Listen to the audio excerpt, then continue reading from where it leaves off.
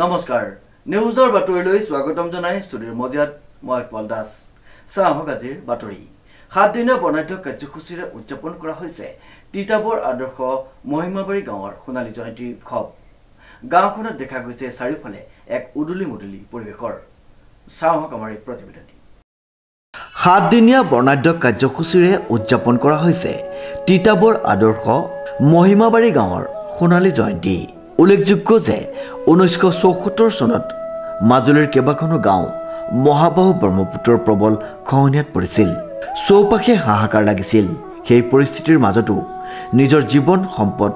ৰক্ষা কৰিছিল মাজুলীৰ বহুকেইখন গাঁও ৰাইজে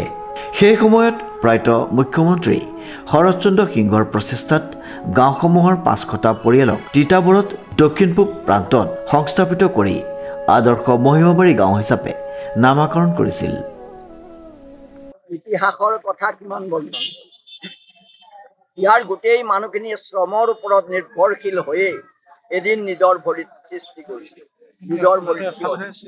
আমাৰ মধ্যাহ্নলোভী পুত্ৰ ভূপেন হাজৰিকাৰ কোবৰ দৰে বিশ্বৰ শৰীৰত অংগ অংগ হলে নিশ্চয় জানো ভাল পাব পৃথিৱীত জনমী সচেতন নহলে বাক্যও হাততে হেৰাব এই বাক্যষাৰ প্ৰত্যেকৰ হৃদয়ত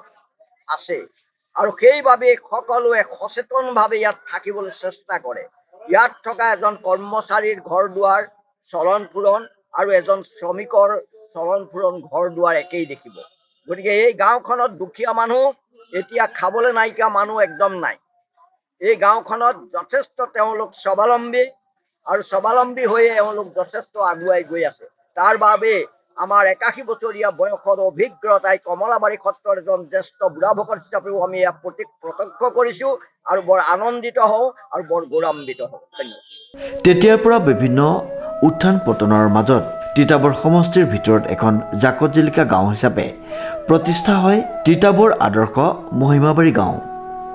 কঠোৰ পৰিশ্ৰম ত্যাগ আৰু সহনশীলতা আদৰ্শ বুকুত লৈ আগুৱাই যোৱা গাঁওখনৰ বৰ্তমান নদন বদন ৰূপ সহস্ৰাধিক পৰিয়াল থকা এই আদৰ্শ গাঁওখনৰ লোকসকলে সুখে দুখে আজি 50টা বছৰ পাৰ কৰিলে আমি আজি আপোনালোকৰ নিশ্চয় আমি আন্তৰিক অভিনন্দন জনাইছোঁ তেওঁলোকৰ বাবে যিহেতু কথা হ'ল আমাৰ 50টা বছৰ অতিক্ৰম হোৱাৰ কাৰণে আমি আজি খুব আনন্দৰে উল্লাস মালাহৰে আমি উদযাপন সমিতিটো আমি আদৰ্শ মহিমাবাৰী গাঁৱৰ ৰাইজে পাতিছোঁ ৰাইজ মিলি সেয়েহে আমি আজি এই অঞ্চলৰ সকলো জনগোষ্ঠীক মাতি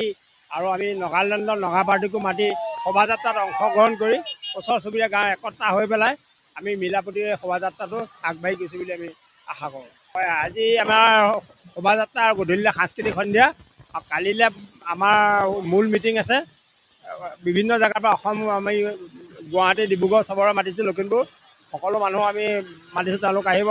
আমি সেই অনুপাতে আমি কাইলৈ মানে দিনৰ ভাগত মূল মিটিংখন কাৰ্যসূচী আৰম্ভ হ'ব তাৰপিছত পৰহিলৰ পৰা আমাৰ মানে 4 দিন ভাগত পাঠ হ'ব 23 তাৰিখলৈ ভাগত পাঠ হ'ব আৰু 23 তাৰিখৰ দিনা আমাৰ সবাহৰ ভাওনা 50টা বছৰ সম্পূৰ্ণ কৰা এই গাঁওখনে আজি উলহ মালহেৰে উদযাপন কৰিছে সোণালী জয়ন্তী আৰম্ভণিৰ দিনটোত প্ৰথমে পতাকা উত্তোলন আৰু তাৰ পাছতে এক বিশাল সাংস্কৃতিক শোভাযাত্ৰা বাহিৰ কৰা হয়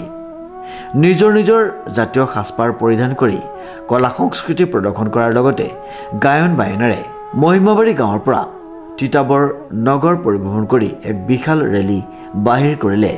মহিমাবাৰী গাঁৱৰ ৰাইজে এতিয়া গাঁওখনত সোণালী জয়ন্তীৰ উপলক্ষে এক উৎসৱমুখৰ পৰিৱেশে বিৰাজ কৰিছে আমি এটা পদক্ষেপ লৈছোঁ যিসকল মানুহৰ প্ৰচেষ্টাত আমি ইয়াত থিতাপি ল'বলৈ পালোঁ আৰু সেই মহান ব্যক্তিসকল যিসকল প্ৰয়াত হৈ গ'ল তেখেতসকলকো আমাৰ শ্ৰদ্ধাঞ্জলি আছে আৰু যিসকল আমাৰ মাজত বৰ্তমান জীয়াই আছে তেখেতসকলকো আমি সম্বৰ্ধনা জনাম হয় আমি নিশালৈ আমি 4টা বজাৰ পৰা ইতিমধ্যে আমি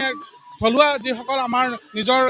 গাঁৱৰ ভিতৰত যিসকল শিল্পী আছে সেই শিল্পীসকলক লৈ আমি সাংস্কৃতিক সন্ধ্যা আৰম্ভ কৰিম আৰু তাৰ লগতে আমাৰ যিসকল কৈছে ইতিমধ্যে দাদাই কৈছে যিসকল বয়সস্থ এতিয়াও জীৱিত অৱস্থাত আছে 74ত উঠি আহি জীৱিত তেওঁলোকক আমি সম্বৰ্ধনা জনাম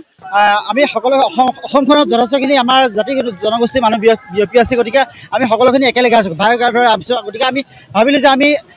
জাতি কাষৰীয়া যিবোৰ অঞ্চল আছে সেই অঞ্চলসমূহৰ জাতিসমূহক আমি একেলগ কৰি ৰাখিব পাৰোঁ তেতিয়াহ'লে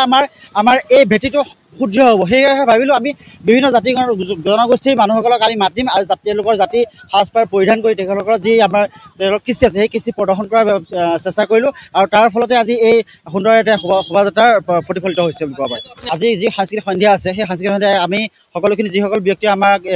এই স্থানত উপনীত কৰিছে আৰু যিসকল ব্যক্তিয়ে আমাৰ প্ৰতিষ্ঠা কৰাৰ ফলত আমাৰ ৰাসৰ ক্ষেত্ৰত হওক বা সাংস্কৃতিক ক্ষেত্ৰত যিখিনি ক্ষেত্ৰত আমাৰ তেওঁলোকে অহুপুহাত চেষ্টা কৰিছিল যিসকলে আমাৰ বৰ্তমান আমাৰ সমাজত নাই তেখেতসকলৰ কাৰণে আমি সন্ধিয়াৰ সময়ত আমি এগছি বন্তি প্ৰজ্বলনেৰে আমি 1 মিনিট মৌনৰ ব্ৰত পালন কৰাৰ আমি পদক্ষেপ হাতত লোৱা হৈছে গতিকে সেই পদক্ষেপ লোৱা হ'ব আৰু সমূহ গাঁওবাসী ৰাইজৰ সৈতে আমি সেই কাৰ্যসূচী আমি সমাপন কৰিম বুলি ভাবিছোঁ ডিজি বৰাৰ ৰিপৰ্ট নিউজ নাও।